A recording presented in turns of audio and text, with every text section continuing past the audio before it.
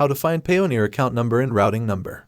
Go to the Payoneer website and sign in using your username and password. It's like logging into your email or social media account.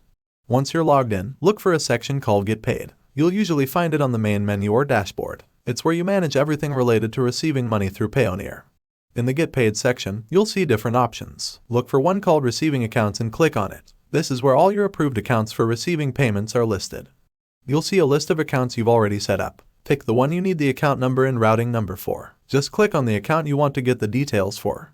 After clicking on your account, Payoneer will show you its details. This is where you'll find important info like the account number and routing number. Look for the account number and routing number on the screen. Grab a pen and paper or open a note-taking app on your phone to write them down. Once you've got the numbers, make sure to keep them safe and handy. You might need them for future transactions, so it's essential to have them somewhere secure. And there you have it. By following these simple steps, you can easily find your Payoneer account number and routing number. Remember to keep this information secure and accessible whenever you need it. Thanks for watching.